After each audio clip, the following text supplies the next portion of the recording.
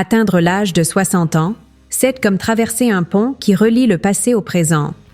Et bien que ce passage apporte sagesse et histoires à raconter, il s'accompagne également de défis que, souvent, nous ne percevons même pas. Je ne sais pas pour vous, mais avez-vous déjà remarqué à quel point la société a tendance à traiter l'âge comme une limite? Comme si, en franchissant cette ligne invisible, on devait abandonner ses rêves, son énergie, voire son éclat. Ce n'est pas juste, et c'est peut-être là que réside le problème. Beaucoup d'entre nous, sans s'en rendre compte, commencent à s'enfermer dans des habitudes ou des croyances qui finissent par nous saboter, nous éloignant d'une vie plus épanouie. Et vous savez ce qui est pire? Ces erreurs peuvent sembler insignifiantes au début, mais avec le temps, elles s'accumulent et deviennent des barrières invisibles qui nous empêchent de vivre comme nous le méritons vraiment. Aujourd'hui, j'aimerais discuter avec vous de ces erreurs. Et avant que vous ne pensiez qu'il est trop tard pour changer quoi que ce soit, laissez-moi vous dire ceci. Il n'est jamais trop tard. La vie, à tout âge, regorge encore d'opportunités pour transformer chaque journée en quelque chose de significatif. Mais pour cela, il faut se tourner vers l'intérieur, identifier ce qui nous freine, corriger notre trajectoire et aller de l'avant. Cette discussion n'a pas pour but de blâmer ou de critiquer qui que ce soit. Il s'agit plutôt d'ouvrir les yeux sur ces petites choses que nous faisons souvent sans nous en rendre compte, mais qui ont un impact énorme sur notre santé, notre esprit et notre cœur. Et le meilleur dans tout cela? Avec quelques ajustements. Simple, il est possible de transformer complètement le cours de votre histoire. Mais pourquoi en parler maintenant? Parce qu'en vérité, personne ne nous prépare à cette étape de la vie. On grandit en entendant qu'il faut planifier l'avenir, économiser pour la retraite, prendre soin de sa carrière, de sa maison, de ses enfants. Et puis, lorsqu'on atteint, enfin la soixantaine, ce sentiment de vide peut surgir. C'est comme si, soudain, la boussole de la vie perdait le nord. Et c'est précisément à ce moment-là que beaucoup d'entre nous commencent à commettre des erreurs sans même s'en apercevoir, des erreurs qui peuvent nous empêcher de profiter pleinement de ce qui nous attend encore. Mais aujourd'hui, ensemble, nous allons inverser la tendance. Nous allons apprendre à identifier ces faux pas et, plus important encore, à les éviter. Et croyez-moi, restez avec moi jusqu'à la fin, car je vous garantis que chaque minute de cette conversation peut faire une énorme différence pour vous ou pour quelqu'un que vous aimez. Alors, laissez-moi vous poser une question. Avez-vous déjà ressenti, à un moment donné, que vous vous imposiez trop de pression? Ou, au contraire, que vous ne vous imposiez plus aucune exigence? Peut-être avez-vous commencé à ignorer les signaux que votre corps vous envoie ou à renoncer à des choses qui autrefois vous procurèrent de la joie. Eh bien, ce sont là quelques exemples de ce qui peut se produire lorsqu'on ne prête pas attention. Mais ne vous inquiétez pas, je vais vous aider à comprendre qu'il est tout à fait possible de tourner la page et de réécrire votre histoire avec plus de légèreté, plus de courage et, surtout, plus de sagesse. Après tout, la soixantaine n'est pas la fin de quoi que ce soit. Au contraire, elle peut marquer le début d'une des périodes les plus spéciales de votre vie. L'une des erreurs les plus courantes que je vois tant de gens commettre après 60 ans, c'est d'ignorer leurs propres limites. C'est comme si nous avions en nous ce désir de prouver que nous sommes encore les mêmes qu'il y a des décennies, que nous pouvons porter le même poids, marcher au même rythme, supporter les mêmes pressions. Et je comprends ce sentiment, car l'idée de ralentir peut, pour certains, sembler être un signe de faiblesse. Mais savez-vous ce qui est vraiment fort? Fort, c'est celui ou celle qui a le courage de reconnaître que le corps et l'esprit changent, que les années apportent des transformations qu'il ne faut pas ignorer, mais plutôt accueillir. Peut-être avez-vous déjà ressenti cela, une petite douleur ici ou là, cette fatigue qui met plus de temps à disparaître, ou même cette mémoire qui semble parfois jouer à cache-cache avec nous. Ces choses ne sont pas des signes que quelque chose ne va pas chez vous, mais plutôt des indications qu'il est temps de changer la manière dont vous prenez soin de vous. Beaucoup font l'erreur d'ignorer simplement ces signaux. Ils insistent pour maintenir le même rythme qu'avant, comme si le temps n'était pas passé, et finissent par en payer le prix. Problèmes de santé, frustration, et même ce sentiment que la vie leur échappe. Mais voici une vérité que personne ne vous a peut-être dite. Accepter vos limites ne signifie pas renoncer à quoi que ce soit. Bien au contraire, cela signifie que vous êtes prêt à vous adapter, à trouver de nouvelles façons de bien vivre, en respectant ce que votre corps et votre esprit vous demandent. C'est comme ajuster les voiles d'un bateau. Vous pouvez toujours atteindre vos objectifs, mais vous devez orienter votre route pour tirer parti du vent. Et lorsque vous faites cela, vous découvrez que la vie peut être plus légère, plus belle et surtout plus saine. Laissez-moi maintenant vous dire quelque chose d'important. Respecter ses limites ne signifie pas rester immobile. En fait, l'un des plus grands secrets pour éviter cette erreur est de rester actif, mais d'une manière qui a du sens pour votre moment de vie. Bouger son corps, par exemple, est essentiel, mais cela n'a pas besoin d'être épuisant ou douloureux. Une petite promenade en fin d'après-midi, quelques étirements au réveil, un peu de danse au son de cette chanson que vous adorez, tout cela compte, tout cela fait la différence. Il en va de même pour l'esprit. Lire un livre, tenter de résoudre un puzzle, apprendre quelque chose de nouveau. Ces petits gestes maintiennent votre esprit vif et votre âme vibrante. Le problème, c'est que beaucoup d'entre nous tombent dans le piège du tout ou rien. Soit nous faisons trop d'efforts en ignorant les signes de fatigue, soit nous abandonnons simplement, pensant que cela ne vaut plus la peine d'essayer. Mais l'équilibre se trouve à mi-chemin. Et lorsque vous trouvez cet équilibre, vous réalisez qu'il est possible de vivre avec plus d'énergie, plus de sérénité et moins de pression. Après tout, il ne s'agit pas de faire ce que vous faisiez à 20 ou 30 ans. Il s'agit de découvrir ce qui fonctionne pour vous maintenant, aujourd'hui, à cette étape si spéciale de votre vie. Et vous savez quoi d'autre? Respecter vos limites, c'est aussi un acte d'amour-propre. C'est vous dire que vous méritez de l'attention, que vous méritez d'écouter ce que votre corps a à dire et que vous méritez de vivre avec qualité. Lorsque vous faites cela, non seulement votre santé physique s'améliore, mais vous ouvrez également la porte à quelque chose de bien plus précieux. La joie de vivre pleinement, sans culpabilité, sans excès et avec toute la sagesse que les années vous ont apportée. Et croyez-moi, c'est quelque chose que personne ne peut vous enlever. Une autre erreur que beaucoup de gens finissent par commettre, surtout après 60 ans, c'est de s'éloigner des autres, d'abandonner la vie sociale, parfois même sans s'en rendre compte. Parfois, cela commence discrètement, presque imperceptiblement. Une invitation refusée ici, une réunion de famille évitée là, et avant que vous ne vous en rendiez compte, la routine devient de plus en plus solitaire. Et vous savez ce qu'il y a de plus curieux? Cet éloignement se produit rarement parce que nous le voulons. La plupart du temps, c'est comme si la vie nous poussait dans cette direction. Cela peut venir de l'emploi du temps chargé des enfants, qui ont désormais leur propre vie, ou même de ce sentiment de « je ne veux pas déranger ». Mais à mesure que le temps passe, cet isolement laisse des marques difficiles à effacer. La solitude, bien souvent, s'installe doucement, mais son impact sur notre santé est immense. Elle n'affecte pas seulement l'esprit, apportant ce sentiment de vide ou de tristesse, mais elle agit aussi sur le corps. Des études ont déjà montré que l'isolement social peut augmenter le risque de problèmes tels que l'hypertension, les maladies cardiaques et même réduire l'espérance de vie. Mais pourquoi est-il si difficile de l'admettre?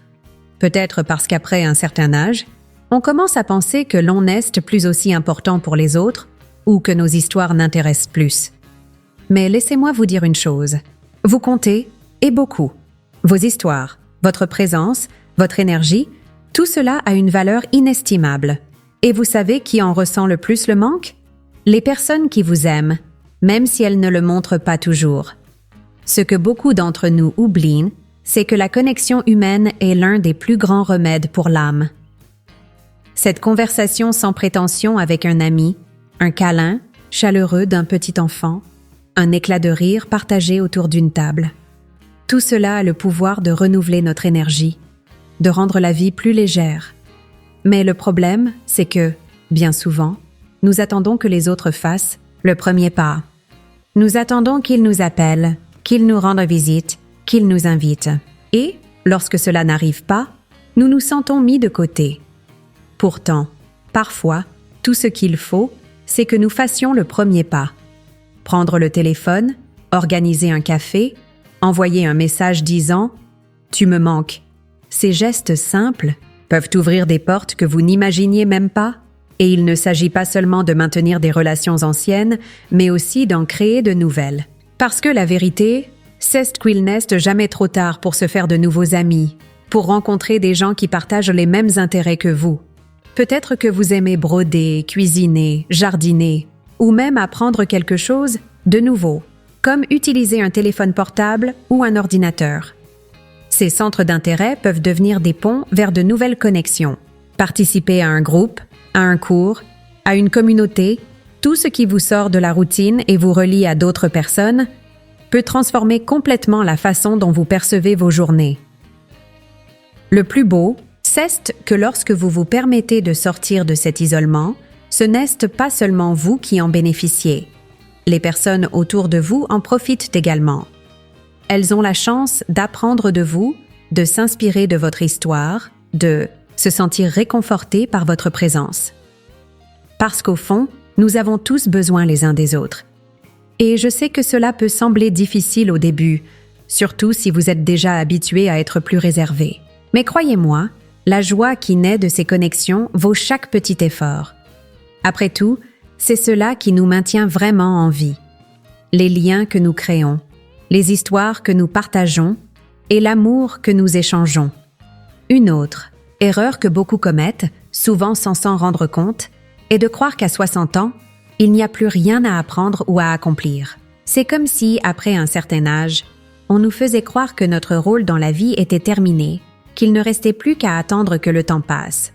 Mais laissez-moi vous dire une chose, cette idée ne pourrait pas être plus éloignée de la vérité.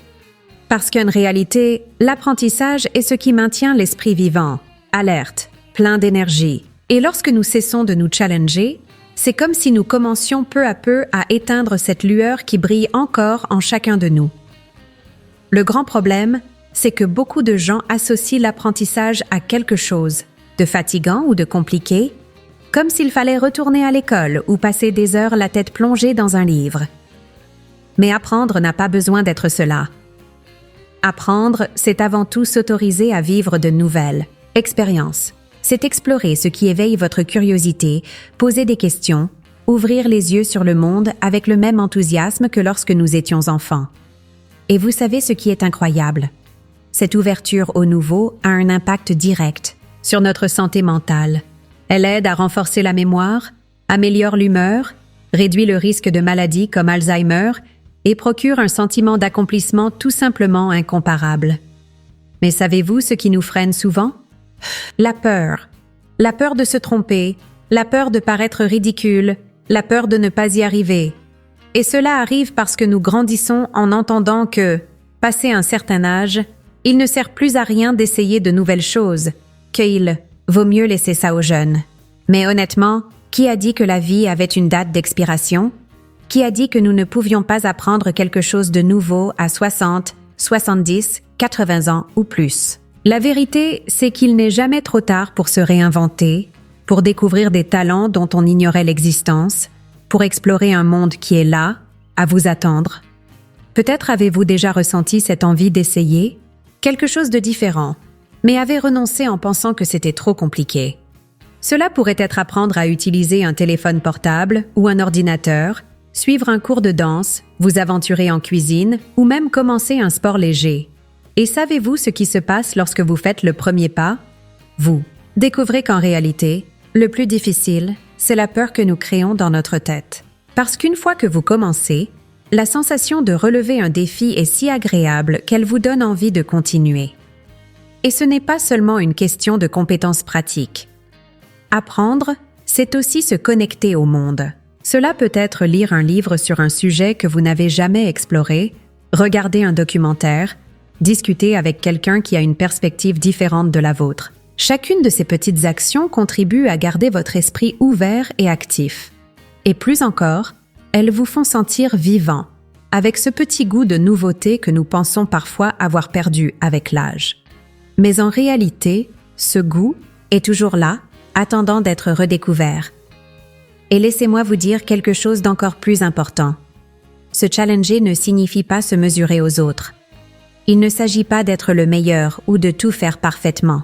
Il s'agit de se dépasser soi-même, de regarder ses propres limites et de se dire « je peux aller au-delà ». Parce qu'à chaque petit défi relevé, vous vous renforcez, vous vous renouvelez, vous vous redécouvrez.